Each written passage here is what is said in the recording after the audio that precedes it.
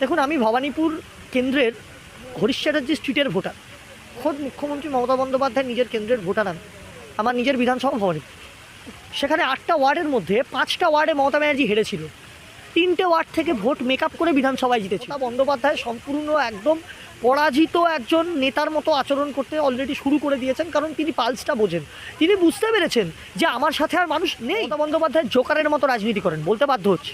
কারণ আমরা জানি যে যেমন গরুর গাড়ির হেডলাইট আর স্যান্ডোগেঞ্জির বুক পকেট হয়, তেমন মমতা বন্দ্যোপাধ্যায়ের প্রধানমন্ত্রী হওয়ার ওই স্বপ্নই থেকে যাবে। মমতা বন্দ্যোপাধ্যায় প্রধানমন্ত্রী তো ছেড়ে দিন, 2026-এর পর মুখ্যমন্ত্রীও থাকতে পারবেন। দেখুন, মমতা বন্দ্যোপাধ্যায় খুব ব্রিলিয়েন্ট নেত্রী। আমি এটা ব্যক্তিগতভাবে মনে করি। উনি বুঝতে পেরেছেন 2026-এ ওনার পরাজয় অবশ্যম্ভাবী, এবং সেই কারণেই উনি বাংলায় একটা দাঙ্গা লাগাতে চাইছেন। আর যতই সন্ত্রাস করে নিক না কেন, এবারে ভোটটা অন্যরকম হবে। আপনারা দেখবেন, আমরাও তো কিছু কিছু খবর পাই, সবটা আপনাদের সামনে তো আমরা ফ্ল্যাশ করতে পারবো না। শুধু দেখবেন, এবারে মানুষ নিজের ভোট নিজে দেবে। কংগ্রেসের নির্দেশে হুমায়ুন কবির এই সকল উৎপটাং ধর্মীয় উস্কানিমূলক কাজ করছেন কিনা সেটা তো তদন্তের বিষয়। কারণ আমরা বারংবার বলেছি, মসজিদ বানান, কিন্তু বাবরি নামে কোনো মসজিদ আমরা হতে দেবো। হার্ট বলছি, এই হুমায়ুন কবির, সিদ্দিকুল্লাহ চৌধুরী, ফিরহাদ হাকিম, যারা ধর্মীয় উস্কানি দিয়ে বক্তব্য রাখেন, তারা মমতা বন্দ্যোপাধ্যায় দলের অ্যাসেট। এখন তো মানুষ বলছে কোথাও কোথাও হুমায়ুন কবির হচ্ছে তৃণমূল কংগ্রেসেরই প্রোডাক্ট, তিনি তৃণমূল নেত্রীর নির্দেশেই এসব করছে। এটা স্বীকার করে নিন যে টাকাটা কেন্দ্রই পাঠায়, আবার তিনি বলছেন রাজ্য টাকা দেয়। তাহলে কেন্দ্রের কাছে চাইছেন কেন?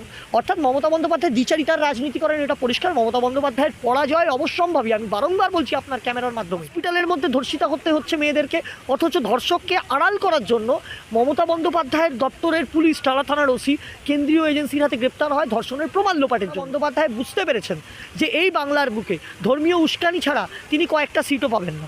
আমি তো বারবার বলেছি, আমি বিভিন্ন মিডিয়ায় বলছি, আবার বলছি, হুমায়ুন কবির যাই করেন, ওখানে বাবরি মসজিদ হবে না, হবে না, হবে না। সে যখন মুখে খাচ্ছে খাবারটা, তখন দেখছিস তাতে মাংস পাওয়া যায়। আমি তো বলবো যে এটা তদন্ত করে দেখা দরকার, ওই অসৎ ব্যবসায়ীকে শাসক দলেরই কোনো নেতা বা উচ্চস্থানীয় কোনো নেতৃত্ব পাঠিয়েছিল কিনা এই গণ্ডগোলটা তৈরি করার জন্য। এই রাজ্যে সম্পূর্ণভাবে তৃণমূল কংগ্রেস একটা জেহাদিদের দলের মতো আচরণ করছে, এবং 2026-এ তৃণমূলের পরাজয় অবশ্যম্ভাবী।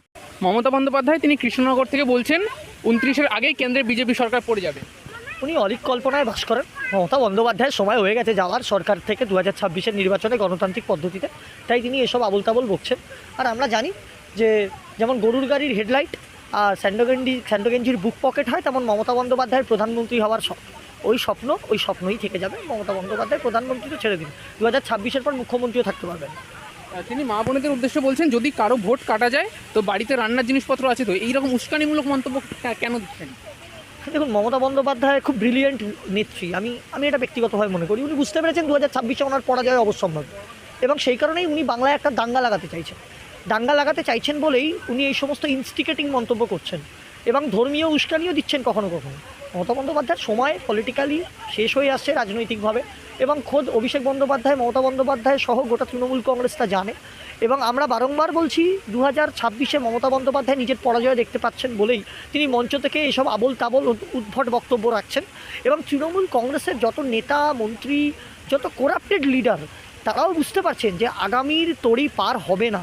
কারণ এই যত অনুপ্রবেশকারী বা মৃত ভোটার, অর্থাৎ ভুয়ো ভোটারের জোরে তৃণমূল কংগ্রেস বৈতরণী পার করেছিল, সেটা আর এবারে হবে না। আর যতই সন্ত্রাস করে নিক না কেন, এবারে ভোটটা অন্যরকম হবে। আপনারা দেখবেন, আমরাও তো কিছু কিছু খবর পাই, সবটা আপনাদের সামনে তো আমরা ফ্ল্যাশ করতে পারবো না। শুধু দেখবেন, এবারে মানুষ নিজের ভোট নিজে দেবে। মমতা বন্দ্যোপাধ্যায়ের লুম্পেন বাহিনী লুটতারাজ করতে পারবে না। ভবানীপুর কেন্দ্রে বেশ কয়েক হাজার নাম খসড়া তালিকা থেকে বাদ যাচ্ছে, কি বলবেন? দেখুন, আমি ভবানীপুর কেন্দ্রের হরিশ চ্যাটার্জি স্ট্রিটের ভোটার। খোদ মুখ্যমন্ত্রী মমতা বন্দ্যোপাধ্যায় নিজের কেন্দ্রের ভোটার আমি। আমার নিজের বিধানসভা ভবানীপুর। সেখানে 8টা ওয়ার্ডের মধ্যে 5টা ওয়ার্ডে মমতা ব্যানার্জি হেরেছিল। 3টে ওয়ার্ড থেকে ভোট মেকআপ করে বিধানসভায় জিতেছিল। এই 5টা ওয়ার্ড থেকে তৃণমূল কংগ্রেস হেরেছিল, কারণ এই সব জায়গায় ভুতুরে ভোটারের সংখ্যা কম। এই টোটাল যত 44,000 ভুয়ো ভোটার পাওয়া যাচ্ছে, এই 3টে ওয়ার্ডে বেশি তার সংখ্যা। এই ভুয়ো ভোটারের জেরেই মমতা ব্যানার্জি এতদিন জিতে আসছিল। সেই কারণেই ভবানীপুরে 44,000 নাম এখনও খুঁজে পাওয়া যাচ্ছে না। আমি বলছি, আগামী দিনে আপনারা আরও অনেক কিছু দেখতে পাবেন। এই ভুয়ো ভোটাররা আরও এক্সপোজ হবে। সেই কারণে মমতা বন্দ্যোপাধ্যায় বারংবার বলছেন যে ভুয়ো ভোটারদের নাম, অর্থাৎ একটা ভোটারের নাম বাদ গেলেও আমি আন্দোলন করব। অর্থাৎ মমতা ব্যানার্জি ভুয়ো ভোটারদের নাম চলে গেলে কান্নাকাটি শুরু করে দিচ্ছেন। ভুয়ো ভোটারদের ভোটে জিতে তৃণমূল কংগ্রেস সরকারটা চলছে। আজ নয় কাল 2026-এর পতন অনিবার্য। ভুয়ো ভোটারদের সময় শেষ, এবং 44,000 নাম ভবানীপুর বিধানসভায় বাদ যেতে চলেছে। মমতা বন্দ্যোপাধ্যায় নিজের বিধানসভায় 44,000 নাম বাদ যাবে। অর্থাৎ ভুয়ো ভোটারের জেরে তৃণমূল কংগ্রেসে জিতে আসছে। এর থেকে বড় প্রমাণ আর কিছু হতে পারে। হুমায়ুন কবির তিনি বাবরি মসজিদ করছেন, কিন্তু তারপরেই একটা বিষয় উঠে আসছে, সেই বাবরি মসজিদের নামে ভুয়ো স্ক্যানার তৈরি করে আর্থিক প্রতারণার ছক তৈরি করা হচ্ছে। দেখুন, তৃণমূল কংগ্রেসের নির্দেশে হুমায়ুন কবির এই সকল উৎপটাং ধর্মীয় উস্কানিমূলক কাজ করছেন কিনা সেটা তো তদন্তের বিষয়। কারণ আমরা বারংবার বলেছি মসজিদ বানান, কিন্তু বাবরি নামে কোনো মসজিদ আমরা হতে দেবো না। এবং তৃণমূল কংগ্রেস বলুন বা তৃণমূল কংগ্রেসের অবসোলেট লিডার ছুঁড়ে ফেলে দেওয়া বা রিজেক্টেড লিডার বলুন বা তৃণমূল কংগ্রেসের হৃদয়ের লিডার বলুন, বাই হার্ট বলছি, এই হুমায়ুন কবির, সিদ্দিকুল্লাহ চৌধুরী, ফিরহাদ হাকিম যারা ধর্মীয় উস্কানি দিয়ে বক্তব্য রাখেন তারা মমতা বন্দ্যোপাধ্যায় দলের অ্যাসেট। এখন তো মানুষ বলছে কোথাও কোথাও হুমায়ুন কবির হচ্ছে তৃণমূল কংগ্রেসেরই প্রোডাক্ট, তিনি তৃণমূল নেত্রীর নির্দেশেই এসব করছেন, কনসুলেটেড করে সংখ্যালঘু ভোটে জিতে আবার তিনি তৃণমূলে ফিরবেন বলে। মানুষ বুঝতে পেরে গেছে সংখ্যালঘুরা ওয়াকিবহাল, তৃণমূল কংগ্রেস বা হুমায়ুন কবিরকে কাউকেই তারা ভোট দেবে না। কারণ মানুষ সিদ্ধান্ত নিচ্ছে, যারা নরেন্দ্র মোদীর প্রচার দেখছে, তারা নরেন্দ্র মোদীর উন্নয়ন দেখছে। কারণ এই যে যত উন্নয়নের টাকা বলুন, আবাস যোজনা বলুন, নির্মল বাংলা বলুন, সেগুলো কিন্তু আপামর জনগণ পায়, গরিব মানুষ হয়, সেখানে হিন্দু মুসলিম দেখা হয় না। কেন্দ্রের টাকায় রাজ্য সরকার চলছে, আর রাজ্য সরকার কেন্দ্রের টাকাকে নিজের টাকা বলে দাবি করে। বারবার বলছে কেন্দ্র 100 দিনের টাকা নাকি আটকে রেখেছে। আপনাকে বলি একটা তথ্য দিয়ে, এই বিগত দিনে নির্বাচন কমিশনের বিরুদ্ধে তৃণমূল কংগ্রেস অনেক বক্তব্য রেখেছে। আমরা তো বারংবার বলছি আপনারা সুপ্রিম কোর্টে যান। আজকে কেন্দ্রীয় সরকারের বিরুদ্ধে বলছে কেন্দ্র সরকার 100 দিনের টাকা আটকে রেখেছে। আবার মমতা বন্দ্যোপাধ্যায় বলছে আমরা 100 দিনের টাকা আমরা দিই, বা রাজ্যের যত প্রকল্প আছে তার টাকা আমরা দিই। তাহলে একটাই বক্তব্য মমতা বন্দ্যোপাধ্যায় স্ট্রিক থাকা উচিত, 9 টাকা কেন্দ্র দেয়, 9 টাকা রাজ্য দেয়। তিনি একবার বলছেন কেন্দ্র টাকা আটকে রেখেছে, তাহলে এটা স্বীকার করে নিন যে টাকাটা কেন্দ্রই পাঠায়। আবার তিনি বলছেন রাজ্য টাকা দেয়, তাহলে কেন্দ্রের কাছে চাইছেন কেন? অর্থাৎ মমতা বন্দ্যোপাধ্যায় দ্বিচারিতার রাজনীতি করেন, এটা পরিষ্কার। মমতা বন্দ্যোপাধ্যায়ের পরাজয় অবশ্যম্ভাবী, আমি বারংবার বলছি আপনার ক্যামেরার মাধ্যমে দর্শকদের উদ্দেশ্যে। এটা ভারতবর্ষের যে কটা রাজ্য আছে আপনাকে মনে রাখতে হবে, বাংলা হচ্ছে তার মধ্যে সবথেকে উন্নয়নমূলক একটা চিন্তাভাবনার রাজ্য। উন্নয়নমূলক চিন্তাভাবনা অর্থাৎ বাংলা গোটা ভারতবর্ষকে পথ দেখাতো, এখন বাংলাকে গোটা ভারতবর্ষ পথ দেখায়। বাংলা সব থেকে পেছনের সারিতে, বিহার, ইউপি, মহারাষ্ট্র, গুজরাট, আসাম তারা এগিয়ে যাচ্ছে। চড়া চড়া 4 লেনের রাস্তা, উন্নয়ন, সত্যিই সেখানে উন্নয়ন রাস্তায় দাঁড়িয়ে থাকে, কিন্তু আজকে রাস্তায় বেরোলে মানুষ বুঝতে পারে সেখানে। কিন্তু আজকে বাংলায় বলুন, একের পর এক ধর্ষণ, খুনি বদমাইশদের রাজ্য হয়ে গেছে, রাস্তা ভাঙা, আপনারা যে কোনো জায়গায় চাল চুরি থেকে, শিক্ষা চুরি থেকে, স্বাস্থ্য চুরি, সব জায়গায় হসপিটালের মধ্যে ধর্ষিতা করতে হচ্ছে মেয়েদেরকে। অথচ ধর্ষককে আড়াল করার জন্য মমতা বন্দ্যোপাধ্যায়ের দপ্তরের পুলিশ, টালা থানার ওসি কেন্দ্রীয় এজেন্সির হাতে গ্রেপ্তার হয় ধর্ষণের প্রমাণ লোপাটের জন্য। অর্থাৎ তৃণমূল উন্নয়ন করেছে, তৃণমূল ধর্ষকদের উন্নয়ন করেছে, তৃণমূল খুনিদের উন্নয়ন করেছে, তৃণমূল পার্থ চ্যাটার্জি, জ্যোতিপ্রিয়র মতো চোরেদের উন্নয়ন করেছে, কিন্তু আপামর জনগণের কোনো উন্নয়ন করেনি। সংখ্যালঘুদের যে তৃণমূল কংগ্রেস ব্যবহার করেছে, এটা আমরা বলছি না, এটা আব্বাস সিদ্দিকী, নওশাদ সিদ্দিকী, তহা সিদ্দিকী, কাসেম সিদ্দিকী, ফুরফুরা লিডাররা বলছে। অর্থাৎ মমতা বন্দ্যোপাধ্যায় সংখ্যালঘুদেরকে তেজপাতার মতো ব্যবহার করেছেন, অর্থাৎ তাদের রান্নায় ব্যবহার হয় কিন্তু তাদেরকে কেউ খায় না। আমি তো বারংবার বলছি মমতা বন্দ্যোপাধ্যায় দ্বিচারিতার রাজনীতি করছেন, এবং মমতা বন্দ্যোপাধ্যায় বুঝতে পেরেছেন যে এই বাংলার বুকে ধর্মীয় উস্কানি ছাড়া তিনি কয়েকটা সিটও পাবেন না। আমি তো বারবার বলেছি, আমি বিভিন্ন মিডিয়ায় বলছি, আবার বলছি, হুমায়ুন কবির যাই করেন ওখানে বাবরি মসজিদ হবে না, হবে না, হবে না। উনি মসজিদ করুন, বাবরি নামে কোনো মসজিদ হবে না এই ভারতবর্ষের বুকে। দরকার হলে আইনি পথে আমরা তার ব্যবস্থা করব, এবং ভারতীয় জনতা পার্টি সহ সমগ্র হিন্দু সনাতনীরা আন্দোলনে নামবে আগামী দিনে। মমতা বন্দ্যোপাধ্যায় বলছেন একটা নাম বাদ গেলেও আমি ধর্ণা দিতে বসবো। এই উদ্দেশ্যটা কাদের উদ্দেশ্যে দিচ্ছেন? যে সমস্ত লোকেরা বর্ডার এলাকায় ভিড় জমাচ্ছে তাদের উদ্দেশ্যে দিচ্ছেন কি? এই বক্তব্যটা তিনি এই যে বক্তব্য রেখেছেন উস্কানিমূলক, এটা লাভলি খাতুনদের মতো অনুপ্রবেশকারীদের উদ্দেশ্যে দিচ্ছেন। কোন লাভলি খাতুন? যে তৃণমূল কংগ্রেসের ভোটে জিতে আসা পঞ্চায়েত প্রধান, যে বাংলাদেশি হিসেবে অভিযুক্ত। অর্থাৎ এই রত্না বিশ্বাস, যারা বলে ওপার বাংলা থেকে আসুন আমরা ভোটার কার্ড করিয়ে দেবো, এই রত্না বিশ্বাসরা তৃণমূলের লাভলি খাতুনদেরকে ওপার বাংলা থেকে এনে ভোটার কার্ড করে দেন, এবং পরে তারা পঞ্চায়েত প্রধান হয়ে লিডার হয়।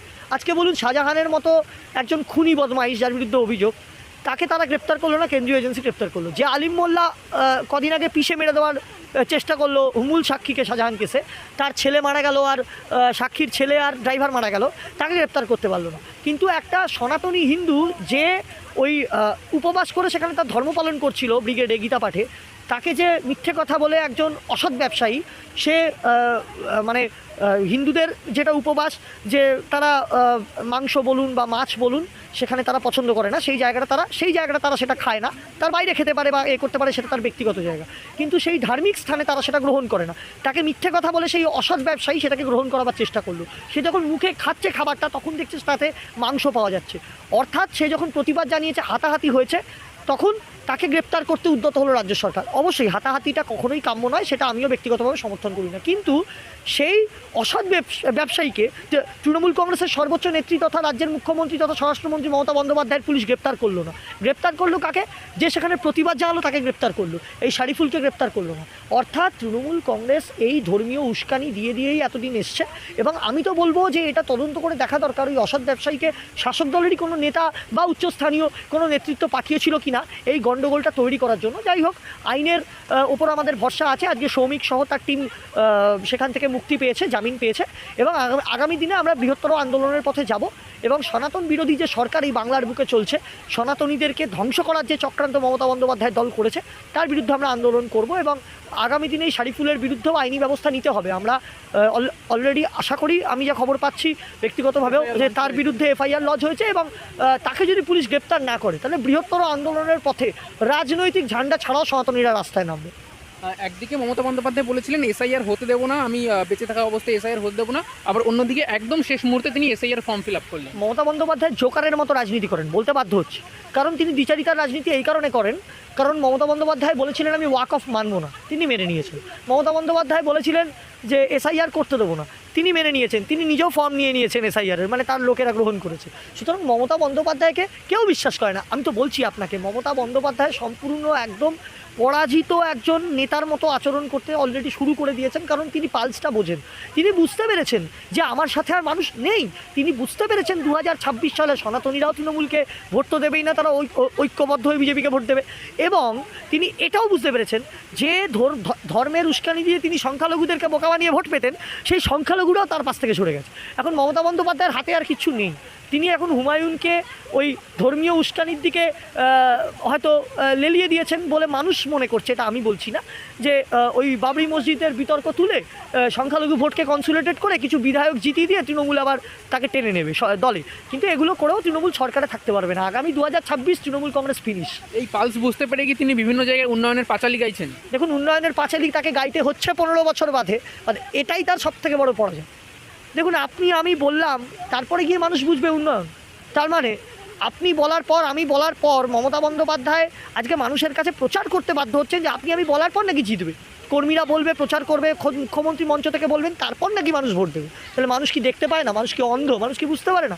মানুষ কি এটা জানে না? রাজ্যে একটা উন্নয়ন নেই। উন্নয়ন শুধু হয়েছে চোরেদের, ডাকাতদের, জোচ্চোরদের, খুনিদের, ধর্ষকদের। এই রাজ্যে সম্পূর্ণভাবে তৃণমূল কংগ্রেস একটা জেহাদিদের দলের মতো আচরণ করছে, এবং 2026 তৃণমূলের পরাজয় অবশ্যম্ভাবী।